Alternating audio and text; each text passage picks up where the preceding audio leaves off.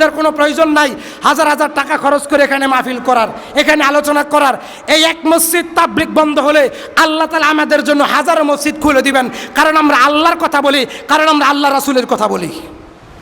আল্লাহ রাসূল বলছেন, এমন অলৌকিক বানোয়াট মিথ্যা ভিত্তিহীন জাল জয়ীফ আমল কথা বলবে ওই বক্তারা ইনিয়ে বিনিয়ে সুর দিয়ে বানিয়ে মন মাতানোর জন্য আল্লাহ তাআলা, আল্লাহ রাসূল বলেন, লা ইউদিল্লুনাকুম ওয়া লা ইফতিনুনাকুম। ওই বক্তারে দাওয়াত দিয়ে তার বক্তব্য শুনে পথভ্রষ্ট হবে না, তাহলে আমি নবী তোমার জিম্মাদার কিয়ামতের মাঠে নিব না। কুল্লু বিদাতিন দালালা, প্রত্যেকটা বেদাতি আলেম আর তার অনুসারীরা বক্তব্য শুনে যারা আমল করে তারা উভয়ে জাহান্নামে যাবে।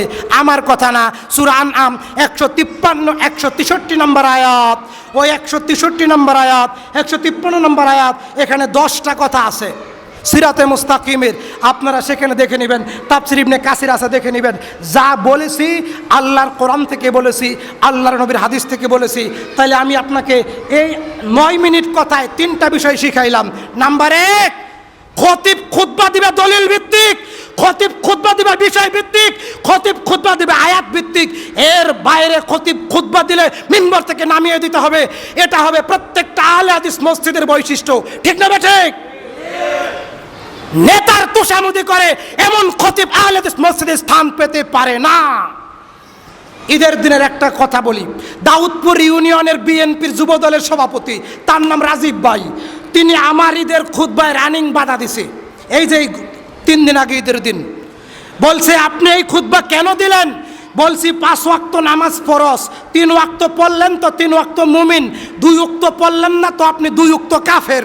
পরের ওয়াক্ত তওবা করে কালেমায়ে শাহাদাত পড়ে তারপর ঈমান এনে তারপর কুরবানি দিতে হবে, নইলে কুরবানি হবে, নাইলে হবে না। কুরবানি এই তরিকায় পারলে দেন, নাইলে দিয়েন না। দাউদপুর ইউনিয়নের যুব দলের সভাপতি বাধা দিল। আর উত্তরা মহানগরের যুব দলের সেক্রেটারি প্রার্থী বলল, তার নাম রাসেল ভাই, বলল, রাজীব আমি তোর সিনিয়র বড় ভাই, এখানে আসি, অতএব কথাবার্তায় সাবধান করে বল। এখানে ইমাম সাহেব আল্লাহর নবীর কথা বলছেন, এখানে বাধা দেওয়ার কোনো সুযোগ। ইমামদেরকে যোগ্য হতে হবে, ভয় পাওয়া যাবে না, ভয় করতে হবে আল্লাহকে, ভালোবাসতে হবে আল্লাহকে, জাহান্নামকে ভয় করতে হবে। আর সমাজবাসীর উচিত খতিবকে পরামর্শ দেওয়া, সহযোগিতা করা, উৎসাহ দেওয়া, সাহস দেওয়া, বাধা দেওয়া না। যারা বাধা দেয় তারা আব্দুল্লাহ ইবনে উবাইয়ের মতো, তারা আবু জাহেলের মতো, তারা ওমর, তারা কার মতো?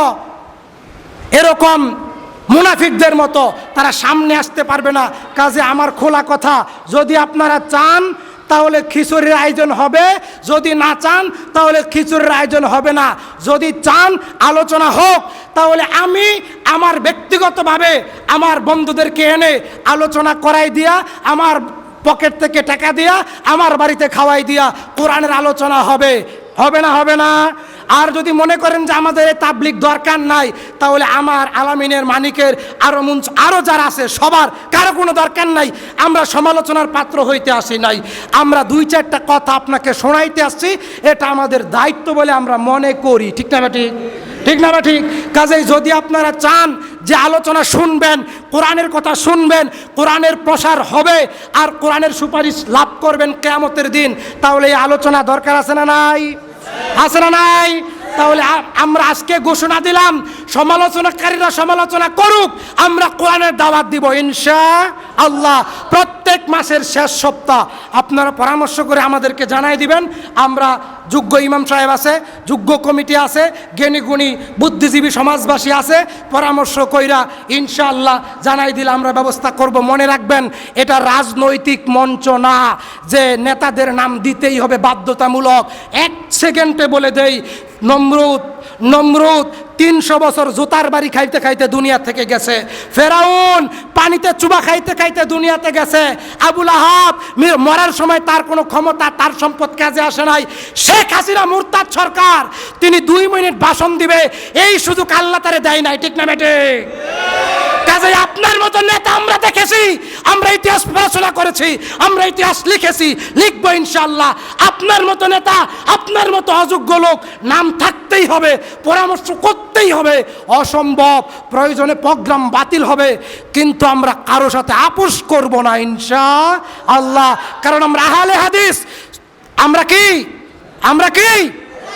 আমরা আগে আহলে হাদিস পরে মুসলিম, দুইটা কথা জানেন, আগে আহলে হাদিস পরে মুসলিম, আগে মুসলিম পরে আহলে হাদিস, এই আকীদা ভিত্তিহীন। আগে আহলে হাদিস পরে মুসলিম, যাই মাজারে সিজদা দেয় হ্যাঁ মুসলিম, যাই কাদিয়ানি হ্যাঁ মুসলিম, ঠিক না বা ঠিক? এজন্য আগে আহলে হাদিস পরে মুসলিম। সূরা বানী ইসরাইল আয়াত ৭১। যদি কোনো ভুল ত্রুটি হয়ে থাকে, কেউ কষ্ট পেয়ে থাকেন, আল্লাহর ওয়াস্তে মাফ করে দিবেন। বাপ দাদার কথা বলি নাই, আল্লাহ তার রাসূলের কথা বলছি। আল্লাহ তাআলা আমাদের প্রোগ্রামকে কবুল করুক, আমরা বলি আমিন। আল্লাহ তাআলা আমাদের ইমাম সাহেবদেরকে, কমিটিকে, মুসল্লিদেরকে কবুল করুক, আমরা বলি আমিন। আমি ছোট মানুষ, খেদমতে আসি আপনাদের সারা জায়গায়, যেখানেই যে বলে সেখানেই যাই। আল্লাহ আমাদের ভুল ত্রুটি মাফ করুক, আমরা বলি আমিন। মিডিয়ার যোগ, কথাবার্তা হিসাব করে বলতে হয়, আল্লাহ আমাদের ভুলগুলো মাফ করুক, আমরা বলি আমিন। সারা দুনিয়ার মুসলমানদেরকে আল্লাহ নবীর তরিকায় চলার তৌফিক দান করুক, আমরা বলি আমিন। এখন আলোচনা করবেন জামিয়া কাসিমিয়া গাবতলী মাদ্রাসার স্বনামধন্য ছাত্র খায়রুল ইসলাম ভাই। খায়রুল ইসলাম ভাই আলোচনা করবেন ইনশাআল্লাহ। তারপরে কাঙ্ক্ষিত বক্তা শায়েখ হাফেজ আলামিন ভাই আলোচনা করবেন ইনশাআল্লাহ। পর্যাপ্ত খাবারের ব্যবস্থা আছে, যারা এখনো আসেন নাই আসেন, আপনাদের জন্যই তো আহ্বান, আপনাদের জন্য আমাদের চেষ্টা। আমাদের মন ছোট নাই, আমাদের কোনো চেষ্টার দুর্বলতা নাই, ঘাটতি নাই, কোনো হিংসা নাই, ঠিক না বা ঠিক? এই মসজিদ শুরু করছি 9,40,000 টাকা দিয়া, প্রায় 80 লাখ টাকার মতো কাজ হয়ে গেছে, ঠিক না বা ঠিক? আমি বলেছিলাম 500 বস্তা সিমেন্টের ব্যবস্থা করবো, আজকে বলি ইনশাল্লাহ। আমি বলেছিলাম, আল্লাহর কাছে বলেছিলাম, আল্লাহ তাআলা মনে হয় প্রায় 300 দর সিমেন্টের ব্যবস্থা হয়ে গেছে, আরো হবে ইনশাআল্লাহ। প্রথম দিন যেদিন রড আনতে যাই, রডের অনেক ইতিহাস, কিছু সই, কিছু দুর্বল, কিছু জাল। আমি, মহাসিন কাকা আর ওই দিক থেকে আসছিল হাফেজ আজহারুল। প্রথম দিন যাই আমরা মুদিরের কাছে এই রডের আবদার নিয়ে। তারপর আমরা দূরে থাকি, বিভিন্ন জায়গায় সমাজের বিভিন্ন দায়িত্বশীল, জ্ঞানী দায়িত্বশীল, তারা পরামর্শ করে, ইমান আলী ভাই আরও অনেকেই সমাজের, তারা শ্রম দিয়ে সবার সার্বিক প্রচেষ্টায় আল্লাহ কবুল করেছেন। আল্লাহ এরকম আরও বড় বড় অনুদান আমাদেরকে ব্যবস্থা করার তৌফিক দান করুক, আমরা বলি আমিন। আমাদের কবুল করুক, আমরা বলি আমিন। আসসালামু আলাইকুম ওয়া রাহমাতুল্লাহি ওয়া বারাকাতুহু।